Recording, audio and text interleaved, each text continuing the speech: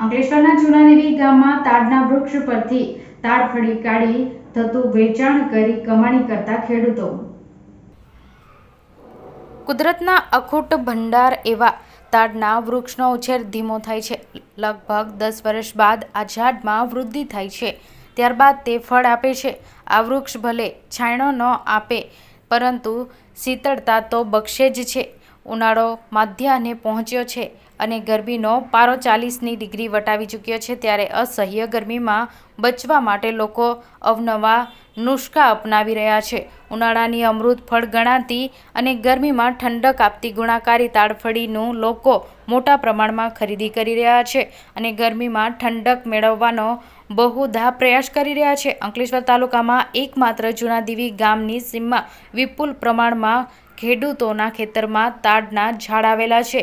ઉનાળાની સિઝનમાં માર્ચના અંતમાં તાડફળીનું શરૂઆત થાય છે અને જૂન મહિનાના શરૂઆતની સુધી તાડફળી ઉતારવામાં આવે છે, ત્યારે હાલમાં જૂનાદેવી ગામના ખેડૂતો તાડના ઝાડ ઉપર ચડતા અનુભવી કારીગરીને રોકી તેની પાસેથી તાડના ઝાડ ઉપરની તાડફળી ઉતારી રહ્યા છે અને તેમાંથી તાડફળી કાળજીપૂર્વક તાડફળી કાઢી રહ્યા છે। જો કે તાડના ઝાડ ઉપર ચડવું અને ફળમાંથી તાડફળી કાઢવી એ એક ગજબ કરામત કહેવાય। મોટાભાગે ખેડૂતો સવારની વહેલી પરોઢથી સવારના 8 વાગ્યા સુધી તાડફળી ઉતારતા હોય છે। તાડફળીનું હબ ગણાતા જૂનાદેવા ગામના સવારના અરસામાં સુરત જિલ્લાના તેમજ ભરૂચ અને અંકલેશ્વરના વેપારીઓ હોલસેલ ભાવે તાડફળી ખરીદવામાં આવે છે। જો કે ઉનાળાની ગરમીમાં પરાની જેમ તાડફળીના ભાવમાં પણ આ વર્ષ વધારો જોવા મળી રહ્યો છે। હાલમાં ખેડૂતો 100 નંગ તાડફળી 500 રૂપિયાના ભાવે વેચાણ કરી સારી એવી કમાણી કરી રહ્યા છે। જો કે બજારમાં તાડફળી અલગ અલગ ભાવે વેચાય છે, જેમાં નંગ અને વજન ઉપર પણ વેચવામાં આવે છે। માત્ર ગામમાં જ થતું ફળ તાડફળી એ નિર્દોષ ફળ છે।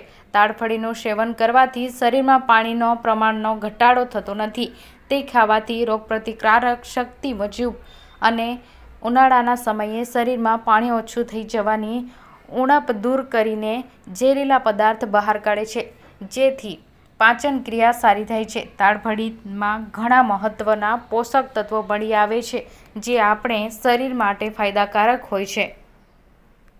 મારું નામ બાબુભાઈ ભોલ છે। હું જૂનાદેવા ગામનો વતની છું। હમણાં હાલ અમારે ત્યાં તાડફળીની સિઝન ચાલી રહેલી છે। એ તાડફળીના જે ઝાડ છે એ વર્ષોથી અમારા બાપ દાદાના ટાઈમના આવેલા છે।